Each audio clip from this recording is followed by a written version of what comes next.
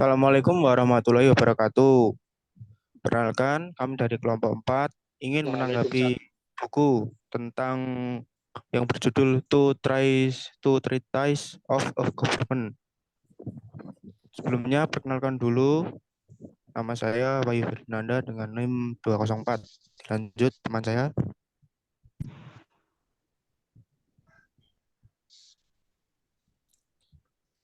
Oke, perkenalkan nama saya Bagus Adam dengan NIM 236. Ya, iya lanjut. Perkenalkan, nama saya Ahmad Milidan, NIM 13122000224. Perkenalkan, nama saya Muhammad Dr. Manan, NIM 229. Saya Fani Kurniawati dengan NIM 223. Saya Melia Lovinendra dengan NIM 220. Oke, sudah. Langsung saja tanggapan dari Mas Adam, silakan. Oke, pada kali ini bab 10 dari buku Two Traces of Government karya John Locke. Di bab kali ini, John Locke membahas tentang berbagai bentuk pemerintahan yang diterapkan dalam suatu negara.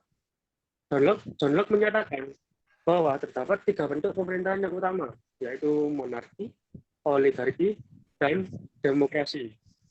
John Locke menyatakan bahwa monarki dapat menjadi bentuk pemerintahan yang stabil dan efektif jika raja memiliki kewenangan terbatas dan dibatasi oleh hukum. Lebih tepatnya seperti monarki parlementer yang dimana kepala pemerintahannya diserahkan oleh parlemen. Namun, jika raja memiliki kekuasaan absolut dan tidak dibatasi oleh hukum, maka monarki dapat menjadi tirani. Yang selanjutnya menurut John Locke yaitu oligarki. Oligarki yaitu pemerintahan yang dikendalikan oleh kelompok kecil atau beberapa orang yang memiliki kekuasaan. Bentuk pemerintahan ini lebih cenderung korup dan tidak memperhatikan kepentingan rakyatnya. Sementara itu, yang selanjutnya ada demokrasi yang merupakan bentuk pemerintahan yang paling ideal karena memberikan kekuasaan kepada rakyat secara menyeluruh. Namun, John Locke mengatakan bahwa demokrasi dapat menjadikan tidak efektif jika keputusan yang diambil didasarkan pada suara mayoritas tanpa memperhatikan hak minoritas. Jadi kesimpulannya bab 10 ini John Locke menekankan bahwa bentuk pemerintahan yang baik harus didasarkan pada prinsip-prinsip hukum dan kebebasan individu, dan juga pemerintah harus memperhatikan kepentingan rakyatnya dan tidak menyalahgunakan kekuasaannya. Untuk bab selanjutnya bisa dijelaskan. Silakan, Mas Yoga. Bab 11. Ya, ada bab 11. Nah, itu terus list of government dari John Locke membahas tentang pentingnya kekuasaan sebagai teman dan dalam batasan yang jelas untuk mewakili, untuk melindungi hak-hak individu, mewakili kebenaran secara keseluruhan. Selain itu, John Locke juga membahas tentang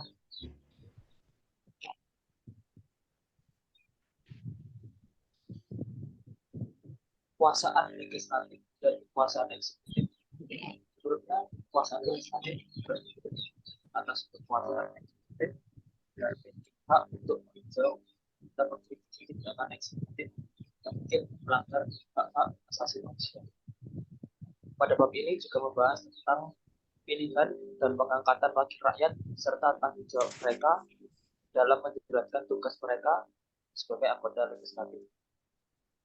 Jadi pada bab 11 ini Two Traces of Government membahas tentang bagaimana kekuasaan legislatif harus diatur dan dibatasi hak asasi manusia dan prinsip-prinsip keadilan dan kesetaraan.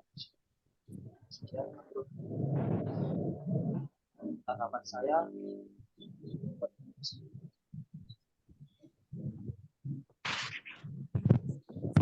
Sudah dilanjut, bisa dilanjut.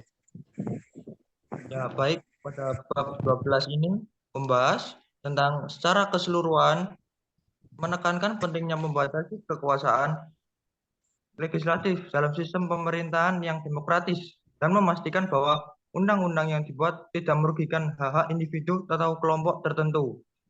John Locke juga menyuruh rakyat untuk memiliki kekuatan untuk mengubah atau mengganti pemerintah jika pemerintah tersebut tidak mewakili kepentingan rakyat. Demikian kesimpulan dari saya. Bisa dilanjut.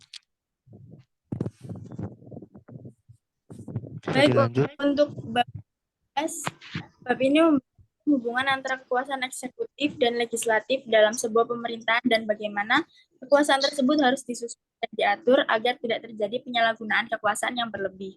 Locke menganggap bahwa kekuasaan eksekutif dan legislatif harus saling terkait, namun memiliki fungsi yang berbeda. Kekuasaan eksekutif harus mengimplementasikan hukum yang dibuat oleh legislatif, sedangkan kekuasaan legislatif bertanggung jawab dalam membuat hukum yang sesuai dengan kepentingan rakyat. Selain itu, Locke juga menekankan bahwa tidak boleh ada satu pihak yang memiliki kekuasaan yang berlebih atas yang lainnya. Misalnya, kekuasaan eksekutif tidak boleh terlalu kuat sehingga dapat menindas kekuasaan legislatif. Begitu pula sebaliknya. Locke juga menekankan bahwa rakyat memiliki hak untuk memberikan suara dalam proses pembuatan keputusan, baik melalui pemilihan umum ataupun dengan memberikan masukan dan saran kepada wakil mereka dalam pemerintahan. Secara keseluruhan, isi dari bab 12 ini menekankan pentingnya kekuasaan yang seimbang antara eksekutif dan legislatif, dan perlunya keterlibatan rakyat dalam proses pembuatan keputusan. Sekian penjelasan bab 13 dari saya. Terima kasih.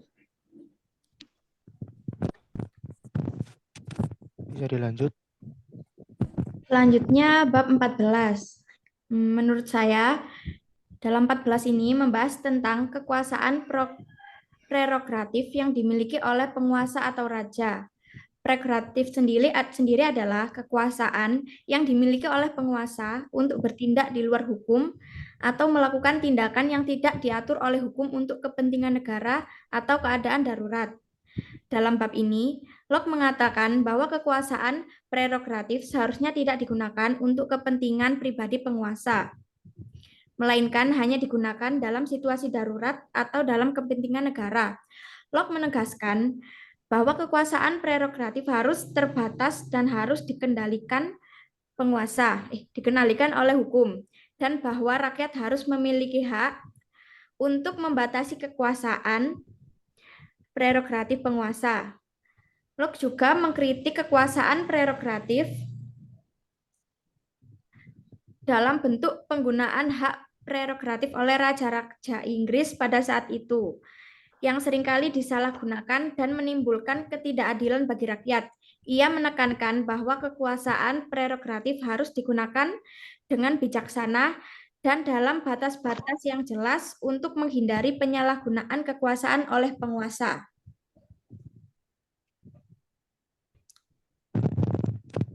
Bisa dilanjut kesimpulan bab selanjutnya.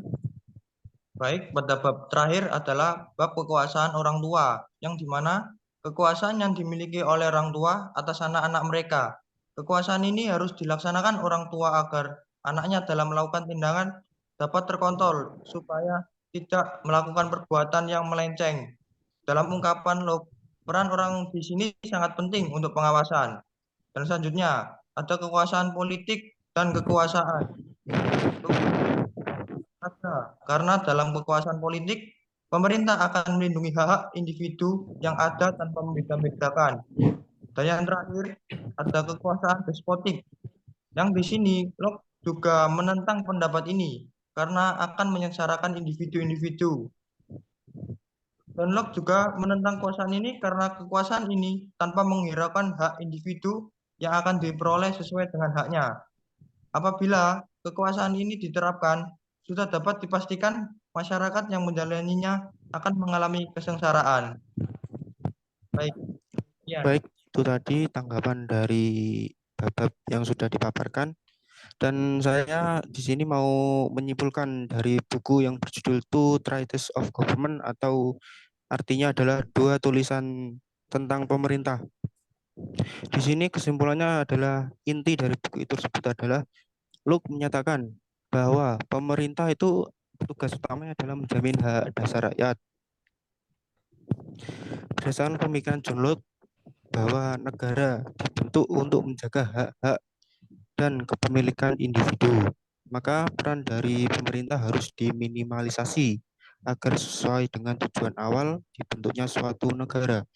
Locke juga beranggapan bahwa peran negara terlalu dominan atau totaliter itu akan memberikan dampak yang sangat tidak bagus. Dan ia beranggapan bahwa masyarakat tahu betul apa yang mereka butuhkan dalam memenuhi kebutuhan hidup. Terima kasih. Sekian itu tadi pemaparan tanggapan dari kelompok 4 tentang buku berjudul Two Traces of Government. Terima kasih. Terima kasih. Maaf jika ada kesalahan dari kelompok kami. Wassalamualaikum warahmatullahi wabarakatuh.